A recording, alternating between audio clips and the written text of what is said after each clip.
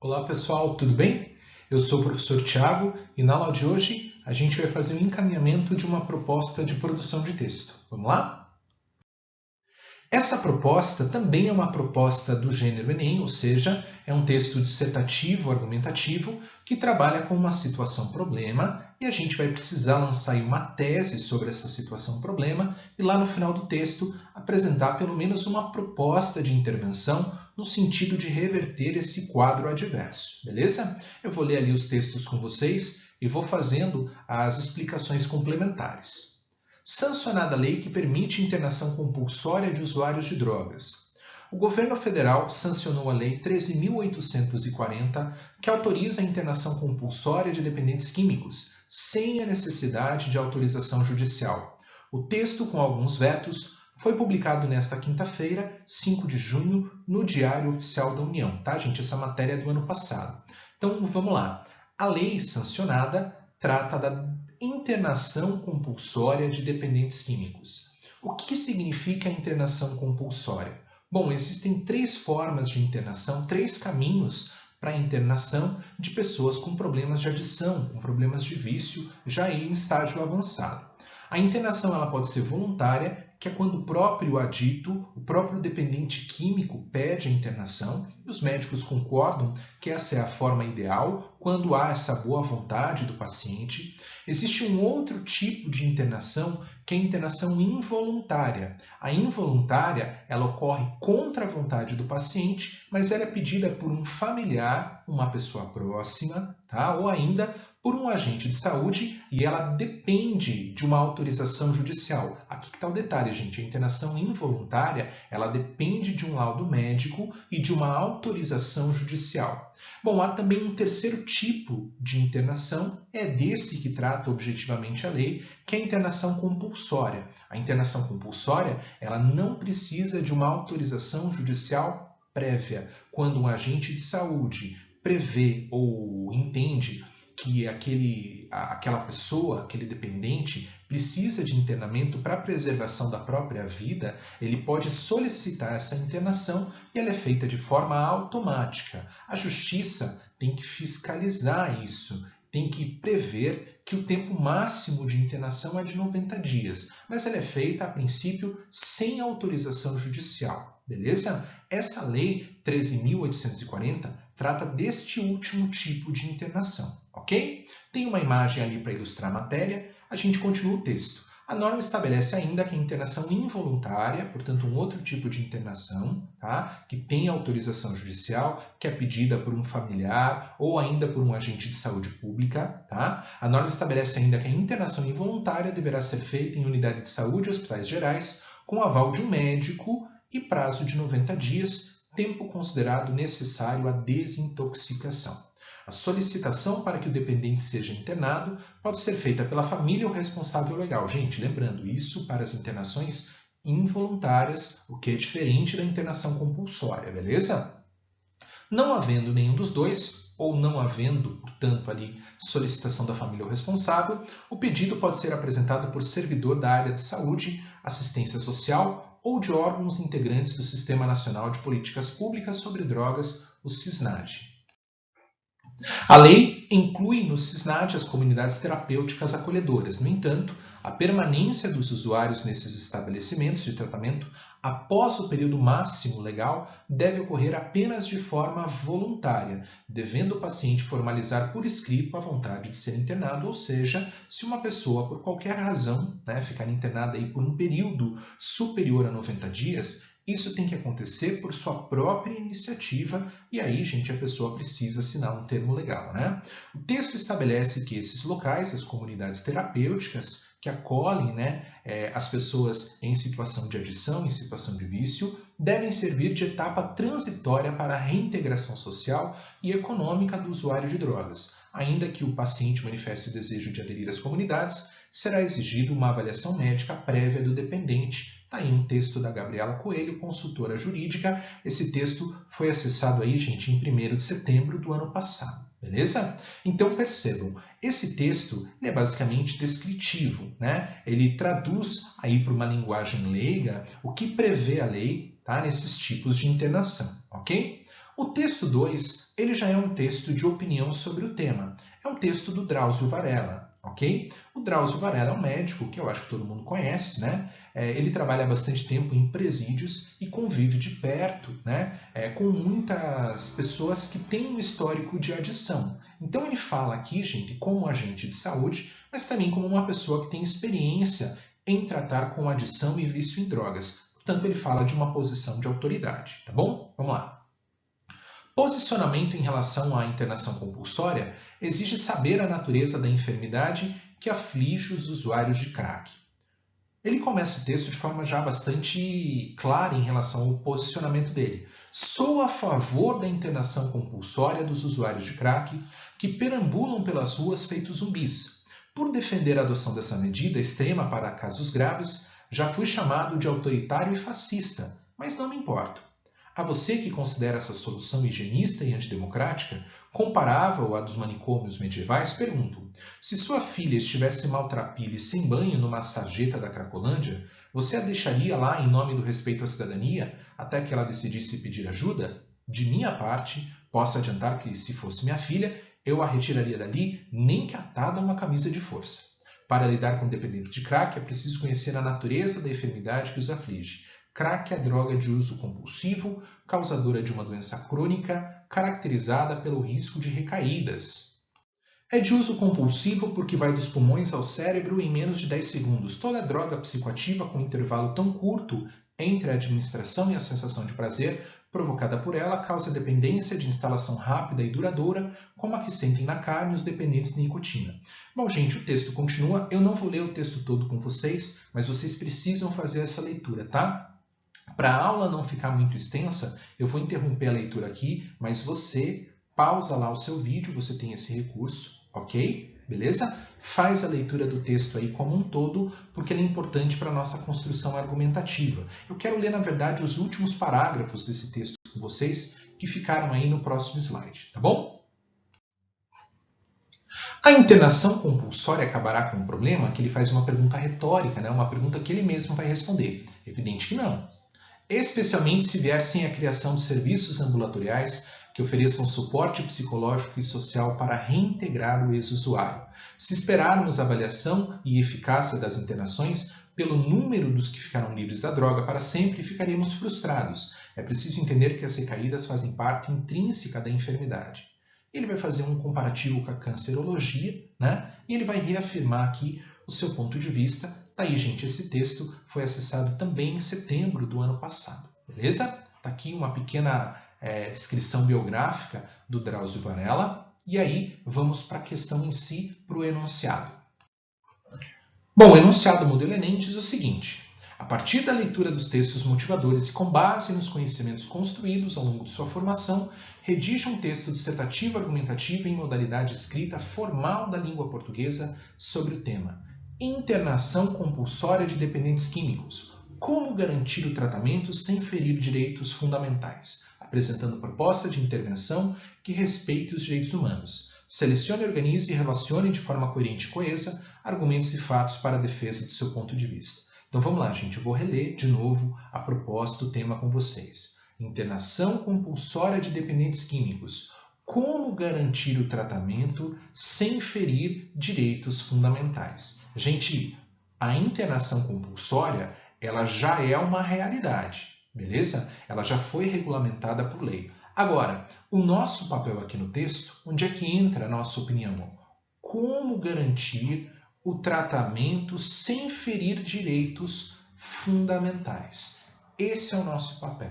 E por que esse tratamento ele pode ferir direitos fundamentais? Bom, acho que é evidente que quando uma pessoa é internada contra a sua própria vontade, isso fere a autonomia do indivíduo, não é isso? Isso fere a liberdade individual, o direito de ir e vir, enfim. A pessoa está sendo internada contra a sua própria vontade. Lembrem que a internação compulsória ela se dá por determinação de um agente de saúde pública. Ok? Portanto, ela não depende da vontade do adito, da pessoa que está ali no estágio de adição, no estágio de compulsão por drogas. Beleza? Então, a gente tem esse primeiro problema. Uma outra coisa interessante é a seguinte, lá no texto do Drauzio, ele vai dizer, olha, tem gente que compara a internação compulsória aos manicômios medievais. Bom, e por que essa comparação é feita, gente? Os manicômios medievais, eles não eram espaços ocupados apenas por pessoas que precisavam de cuidados médicos por questões aí de insanidade mental, tá? Não eram só pessoas que tinham algum tipo de enfermidade mental que eram internadas em manicômios. A história nos mostra que os manicômios foram historicamente utilizados para políticas de higiene social. O que é uma política de higiene social? É uma política de, entre aspas, limpeza social. Certos elementos socialmente indesejáveis eram enviados aos manicômios com a desculpa de que ali seriam tratados, mas na verdade eles saíam das ruas justamente porque a sua presença ali era indesejável. Então eram pedintes, mendicantes, né? Pessoas mais pobres, às vezes por questões políticas as pessoas eram enviadas aos manicômios. Tá? É uma história muito triste, inclusive, vocês estão aí estudando filosofia, o professor vai falar com vocês sobre Foucault, né? Ele fala sobre as instituições totais, são instituições de controle sobre o indivíduo, e o manicômio ela é uma instituição de controle. Então, o Drauzio Varela reconhece que existe esse risco de que as pessoas, uma vez enviadas aos manicômios, podem ser enviadas àqueles espaços por qualquer razão. Ele não está falando ali especificamente dos manicômios, ele está falando da internação compulsória dos dependentes químicos. Ele mesmo derruba esse argumento, mas o fato é que esse argumento é um argumento válido. Então, para que a internação não fira direitos fundamentais, é preciso que ela seja feita com muita cautela, com muito cuidado e principalmente com o acompanhamento da justiça. Mas isso é papo aí para os próximos slides, para o planejamento do nosso texto, tá bom? Vamos lá? Gente, lembrando que esse planejamento que eu trago para vocês, ele é sempre uma sugestão. Tá? Ele não é obrigatório. Então, se você leu o texto, se você fez uma pesquisa, se você tem um caminho diferente para o seu texto, fique à vontade. Tá? Essa estrutura é só uma sugestão. Nada do que está aqui é obrigatório. Beleza? Joia? Então, vamos lá. A estrutura que eu vou sugerir para vocês, aqui, sem nenhuma novidade, é uma estrutura de 4 parágrafos. Por quê? A gente já conversou sobre isso. A maior parte dos textos nota 1000 no Enem, eles têm 4 ou 5 parágrafos e tem uma extensão média lá entre 27 e 28 linhas. Tudo bem? E 4 parágrafos cabe aí de forma perfeita, né, num certo caminho argumentativo que a gente vai propor, tá bom? Então vamos lá. 4 parágrafos. O primeiro deles corresponde à introdução, tá? E a gente tem 2 coisas para fazer ali no primeiro parágrafo, na nossa introdução. A gente tem que apresentar a tese de forma muito clara, tá? Internação compulsória de dependentes químicos. Você pode, inclusive, citar a lei 13.840, beleza? Dizer que essa lei prevê a internação compulsória de dependentes químicos, pessoas em estágio avançado de adição, tá? Beleza? E você também precisa colocar aqui já uma tese. O que é uma tese? Lembrando, a tese é uma espécie de opinião que se lança sobre o assunto. Joia? Nesse caso, gente, como a medida ela já é válida, né, nós precisamos aqui defender a medida, justificar, né, a sua existência. Tá? E para isso, eu vou sugerir 2 razões. Vocês podem citar ali no primeiro parágrafo que a medida ela é importante para a preservação da vida, porque, gente, uma pessoa que está em estágio avançado de adição, tá? Às vezes ela está dias sem comer, está na rua, né? Ela está exposta ali a uma série de riscos, ok? Beleza? Então, quando a vida da pessoa está em risco, há risco iminente para a vida, interna-se, ok? E isso é uma medida positiva porque ela visa a preservação da vida.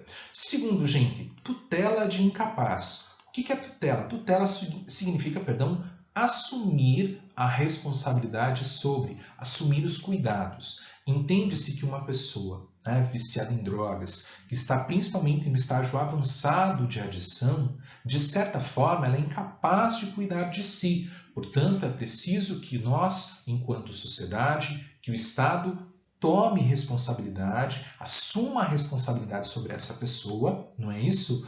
Promovendo aí a sua recuperação, a sua reintegração social e econômica à sociedade. Tudo bem? Então você pode citar essas 2 razões lá no seu primeiro parágrafo. Lembrando mais uma vez, gente, tudo isso são sugestões, beleza? Depois, no segundo e terceiro parágrafos, a gente vai fazer lá o desenvolvimento do texto, tudo bem? O desenvolvimento do texto é o espaço onde nós vamos apresentar a argumentação no sentido de sustentar a tese e preparar a proposta de intervenção que vai aparecer lá no quarto parágrafo, beleza? Então, lembrando, se você está seguindo esse roteiro, a primeira tese é a preservação da vida em caso de morte iminente, né? De morte próxima, de risco evidente de morte, beleza? E aí eu tenho uma sugestão também ali para vocês. Além de vocês fazerem aí todo o desenvolvimento desse argumento, dizer que é papel, né, do Estado, a preservação da vida, de que é importante, né, que essa pessoa ela tenha a oportunidade de retomar a sua vida afetiva, familiar, ser reintegrada socialmente, ser reintegrada ao mercado de trabalho. Você pode aqui, gente, veja só, você pode citar um argumento contrário à sua tese, derrubar esse argumento para enriquecer o seu texto do ponto de vista argumentativo, tá? Deixa eu ler com vocês o que está ali. Nesse parágrafo, pode-se apresentar uma tese contrária para fins de enriquecimento argumentativo, mas lembre-se, no entanto, de que ela deve ser desconstruída para que o efeito seja obtido. Então, por exemplo, você pode dizer, olha, aparentemente essa medida fere a liberdade individual, pois a internação é feita sem o consentimento do paciente. No entanto, e aí que tá, gente, vocês têm que derrubar essa tese. Se vocês apresentarem essa tese, ela não pode prevalecer sobre a tese que de fato você está defendendo, não é isso? Portanto, se você for apresentar uma tese contrária para enriquecer o seu texto, você tem que derrubar essa tese. Por isso que eu coloquei esse mas aqui. Ó. O que é o mas? É uma conjunção adversativa, não é isso? Então, em algum momento, se você citou essa tese, você tem que desconstruí-la. Tudo bem? Beleza? Na sequência, o terceiro parágrafo vai ser o espaço onde a gente vai reapresentar a segunda tese, que no caso é a tutela de incapaz, tá?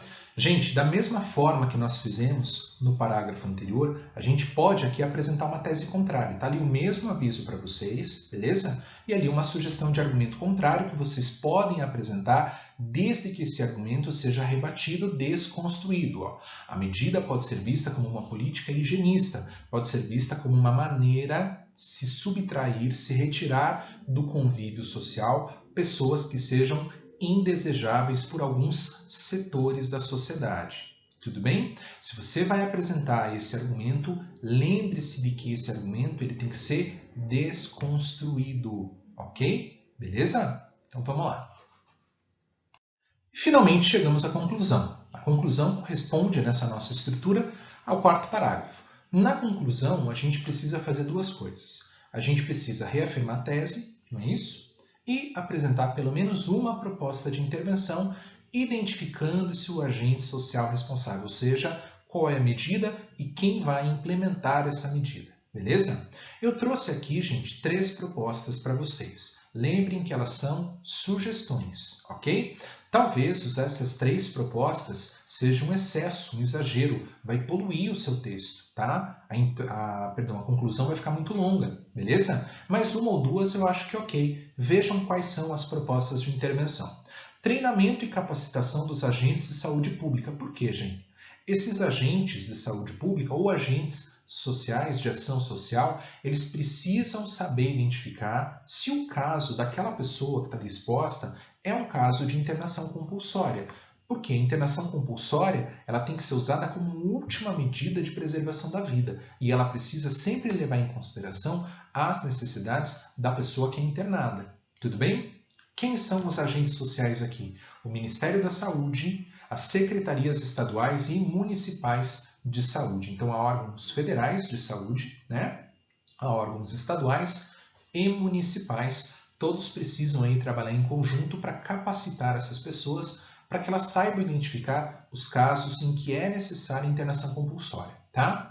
Uma segunda medida, ampliação da rede pública de saúde para receber os pacientes. O SUS, olha, Se eu vou internar compulsoriamente uma pessoa, eu preciso de um espaço para receber essa pessoa. Tá? Pode ser um hospital ou ainda uma comunidade terapêutica. As comunidades terapêuticas são comunidades que normalmente têm essa finalidade, a recuperação, a reintegração social das pessoas em estágio avançado de adição de vício. Tudo bem? Eu preciso ampliar, portanto, essa rede de atendimento para que eu possa dar aí um suporte adequado a essas pessoas. Bom, gente, uma terceira medida que é importante, principalmente para que a internação compulsória não seja utilizada para outros fins que não a preservação da vida, a reintegração social e econômica da pessoa em estado de adição. Veja lá, fiscalização das internações por parte da Justiça, para que não se ultrapasse o tempo máximo de internação, que é de 90 dias, para que os hospitais e as comunidades terapêuticas não se transformem em depósitos. É importante que o Ministério Público faça esse acompanhamento. A pessoa só pode estar ali por um período de até 90 dias. A partir de 90 dias, ela precisa estar ali voluntariamente. Beleza? Dúvidas, manifestem-se pela plataforma. A gente está sempre aí à disposição de vocês. Tá bom? Obrigado pela atenção e boas aulas, bons estudos. Tchau, tchau.